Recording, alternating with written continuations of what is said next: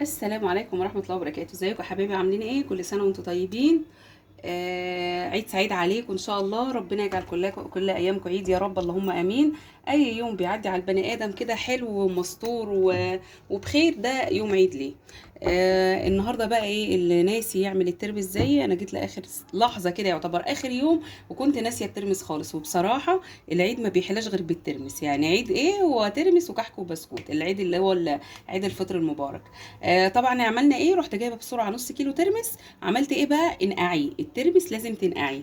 لما بتنقعيه الحبايه بتاعته بتبقى زي ما انت شايفاها كده، ما شاء الله بتنفش كده، والايه والنص كيلو يعتبر يعمل كيلو عندك.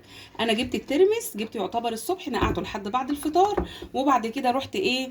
غسلاه كويس، ورحت دلقه الميه اللي عليه، ورحت غاليه ميه وحطاه، وفضل يغلي كده حوالي ساعتين. ما خدش اكتر من ساعتين على النار، او ساعه ونص كمان. بقت الحبايه زي ما انتم شايفين كده، ايه ما شاء الله. عملنا ايه بقى بعد ما صفينا الميه منه خالص؟ الميه اللي انت بتغلي بيها الترمس اوعي تعمليه بيها، يعني اوعي تحطيه فيها وتحطي الايه المحلول بتاع الملح فيها، لازم يترمي. عملنا ايه؟ جبنا هنا شويه ميه ورحنا غاليينهم في اي حاجه عندك كده، في الكاتل، في اي حاجه ميه مغليه، ورحنا حاطينها تبقى دافيه كده شويه. حطينا فيها 4 معالق ملح، وحطينا نص عصره ليمون، وشويه خل، وشويه بابريكا، وشويه شطه. بقى عندنا المحلول كده. نقول تاني: نص ليمونه، 4 معالق ملح، شويه خل معلقتين كده، وايه ومعلقه بقى صغيره بابريكا، ومعلقه شطه. البابريكا ليه؟ عشان تدي اللون الاحمر ده. هنعمل ايه بقى؟ هنيجي نازلين عليها بالايه لحد الكميه اللي هو ايه اهو.